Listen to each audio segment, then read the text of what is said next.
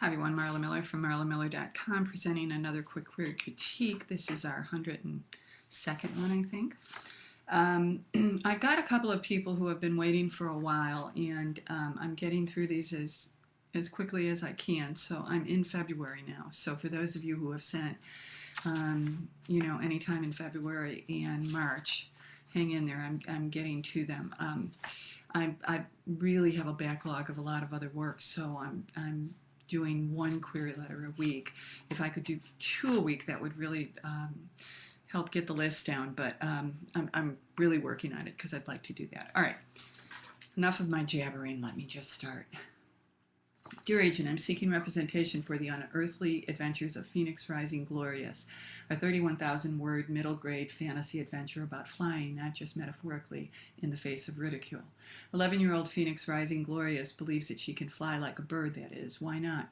She came out of the womb flailing like a motorized ornithopter and never stopped. Now she does her wing flapping from the top of a jungle gym, and the townspeople, led by classmate Crescendo Wagmouth and local busybodies Mrs. Know-It-All, Mrs. Windbag, and Mrs. Prattlenose, begin to think of her as soft-headed and downright freaky. Phoenix, however, triumphs about the antics of her small-minded neighbors and metamorphosizes into a magnificent bird with brilliant plumage and jeweled eyes. During her short-lived tenure as a creature of flight, she shares her perches with cockroaches and spiders and creepy nighttime critters.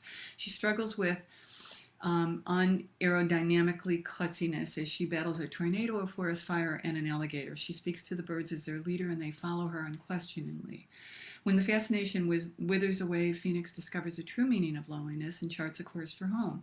Exhausted, weak, and malnourished, she wakes up in a hospital as a human once again and realizes that her bird adventure may have been only a dream. Or not.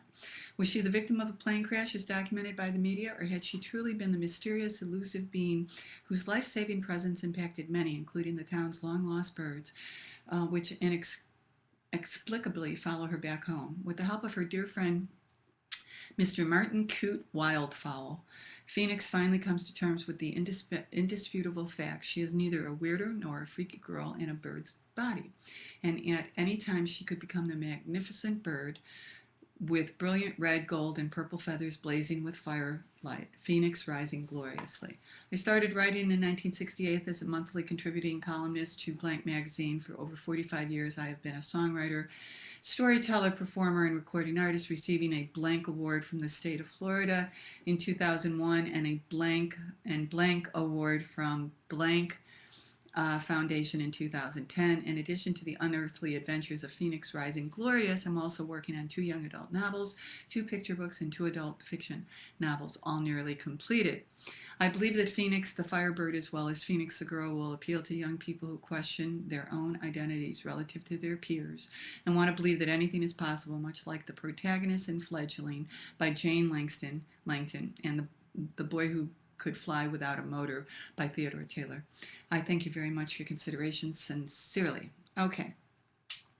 So what do I think about the Unearthly Adventures of Phoenix Rising Glorious? Well, it's a middle school fantasy, and I think that word count, looks about right, about 31,000. So that's a good sign that this writer knows this genre. I believe I'm right on that word count. And I like it. I really, really like it. As I was reading it, I was visualizing it. So that's a very good sign. I just think there's too much of it. There was a tongue twister a couple of times. I want her to look at 1, 2, 3, the 4th paragraph. I mean, this is a long query letter. Let me see if you can appreciate it. Maybe not, or maybe you can't. Anyway, it's long. And in the 4th paragraph, the last sentence, Phoenix finally comes to terms with the indisputable facts, colon, and then boom, for another 2.5 almost lines. So really, less is more here. I really like the arc of the story. I think that you've given us plenty.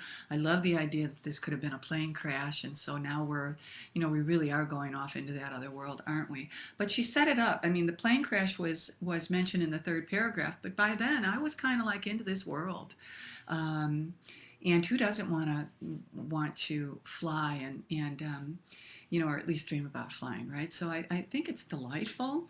I would, and again, I'm not a youngster, and this is not the genre that I read, but some of the names, while they were sweet and playful and funny, uh, uh, Mrs. Know-It-Tale, etc., they sounded really familiar to me, and so I want to make sure that this writer, who is, probably certainly in my age group more than in the middle school age group, is keeping her words, her names, as fresh and current as she possibly can. So just take a look at that. That's all I'm encouraging her to do. And I love the last paragraph where she sums it up. I believe Phoenix the Firebird, as well as Phoenix the Girl, will appeal to young people. So many young people today have issues with identity and et cetera, that, I think that would be a lovely story to tell a middle school, or for a middle school reader to, just dive into. So I hope that this is helpful. Again, I would like her to look at cutting this down one last word as I'm talking. 1, 2, 3, 4. The fifth paragraph, she could really cut down a lot of the awards that she's won. Make that one sentence and then edit several other sentences, and you'll know which ones they are because they're your longest ones. And I would pitch this. I think it's just sweet and sounds like a fun story. I hope that this is helpful. Until the next time, be well. Keep writing.